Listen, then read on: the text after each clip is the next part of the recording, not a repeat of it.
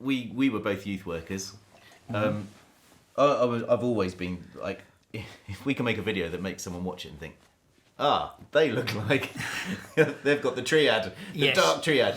So the two things I just want to quickly cover then are, one, how can you spot them? And then two, why are people so happy to cover it up?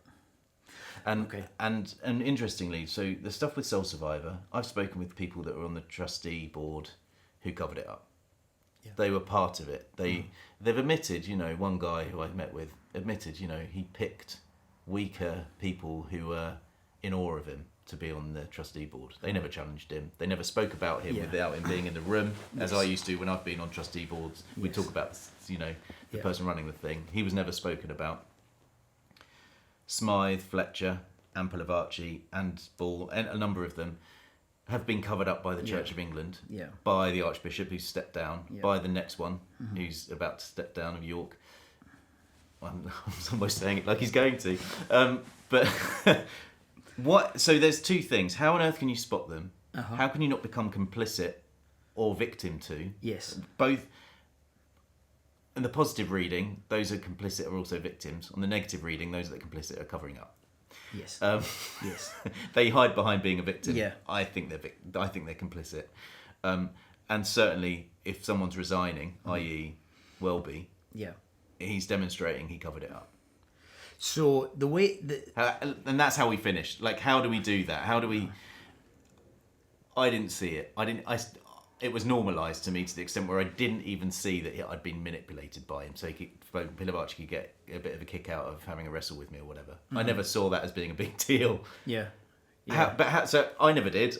I never saw it coming. So how can people see it coming? How can people see it coming? The short answer is that it's very difficult. The long answer is that if you meet somebody and you almost have a kind of an emotional reaction to them that says, I'm not entirely sure about this person, particularly if there's somebody in power.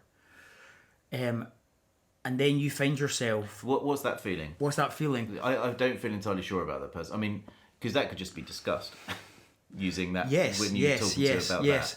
It could be discussed. Unease, a certain level of anxiety.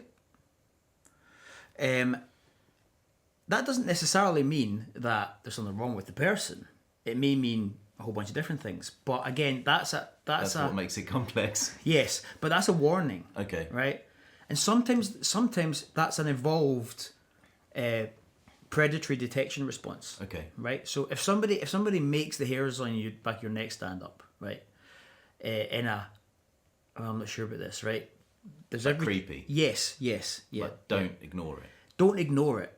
And then if you find yourself, so that's your body and your emotional system and your motivational systems. That is all of that evolved wisdom essentially speaking to you. Yeah. And saying, be careful. There could be danger here. There could be a problem here. Yeah. Right? Now you should listen to it, right? And especially if you then find yourself after the fact trying to think up a reason, a kind of rational, logical reason to justify and to kind of explain away a behaviour that you've noticed or a feeling that you've got. Yeah.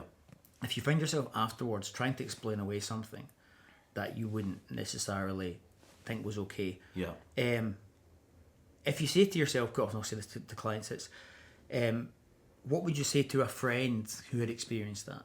So, if you've had a bad experience with somebody, and then maybe it's in a church, maybe even it's a sermon that somebody's preaching, you go, that was a bit, abusive. It was a bit bullying. It was a bit whatever. Say, well, what would you say to a friend who came to you and said, "Listen, I've just been in this sermon and da da da da da." Yeah. You can say, how would I respond to that? Yeah. Whenever people are essentially trying to tell you what to do and how to live your life. Mm-hmm. This is very difficult because it's very easy to just say, oh, don't listen to MD, and screw MD who tells you what to do and do what you want. Yeah. But that's only half the story because, we obviously we're always in discussion with other people about how we should live our lives. Do you think we've moved past that? Do you think just you saying that? I wonder if we've moved past that. I wonder if that's the thing. Just don't accept people that haven't put the time in. Yeah, that's a good. To give you advice. Yeah, because we were given advice all the time.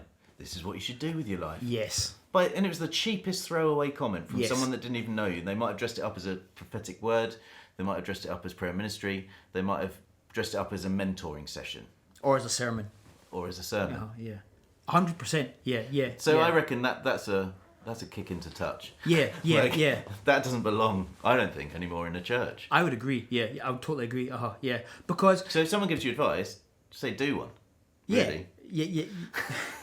Yeah. You know what I mean, though? I do know what you mean. Yeah. And especially if... That's like a big warning. Like you were saying, the other things are subtle, they're evolved. That I would say, in terms of if we were creating a toolkit to avoid these, generally men, not always men, sometimes women too, that is a thing to go, this isn't a good place. Yeah. And the problem for Christianity is that like Christian ethics is all about telling you what to do. But I think that the things but it's the level at which they tell you. So if the level is, a kind of general, kind of thing that you could sort of find biblically, something that is, about, kindness or something like that. Yeah. Yes, but it's whenever it comes down to kind of actual, you should do this behaviour or this behaviour. Yeah. When it comes down to something that's actually a behaviour that somebody's saying you should do or shouldn't do, I think at that point you need to say... Or a life decision. Yeah. At that point you need to stand back and say, hang on a minute, I need to decide on that based upon my own experience and understanding, and not necessarily what that person said.